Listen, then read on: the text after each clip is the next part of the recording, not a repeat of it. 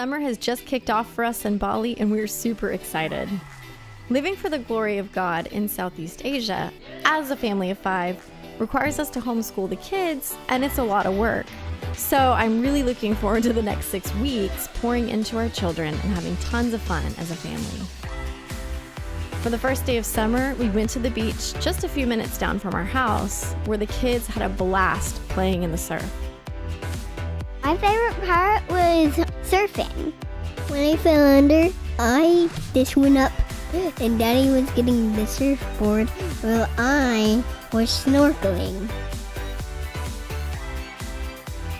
The adrenaline rush that I get from riding the waves is awesome, and I can't wait to go again. For the past year, we have not had personal transport, and we've been praying that God would provide. And last week, our good friend Paula asked if we wanted to use an extra motorbike she had. It has been a huge blessing, and the kids love riding it. I am also learning to drive it, so prayers are much appreciated.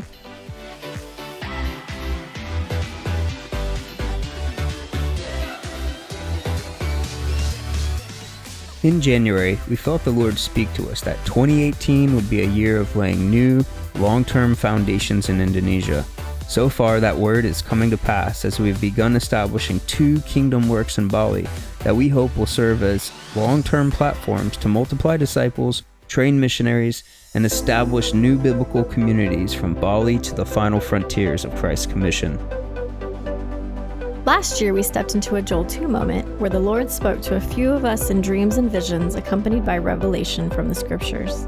A dream followed by a vision from the Lord is an invitation to be used by God to see something He desires to release from heaven be established on earth.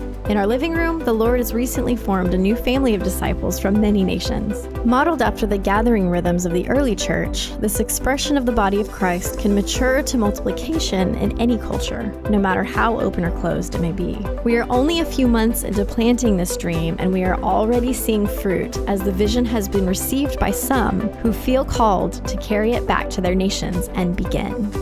You are looking at the first batch of nitro coffee crafted in our kitchen. For us to remain in Indonesia legally and for the long haul, we need a sustainable access platform that will provide long-term visas. Our temporary visas for a family of 5 are consuming our budget.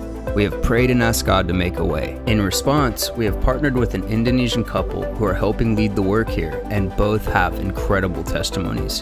One is an MBB and the other is a Balinese Hindu background believer. We are currently working on setting up a scalable coffee business specializing in nitro and cold brew beverages.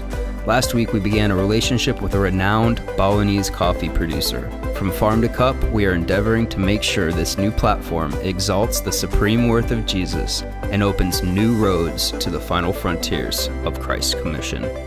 I never thought we would be tent making in the nations, but we are up for following Jesus wherever He leads.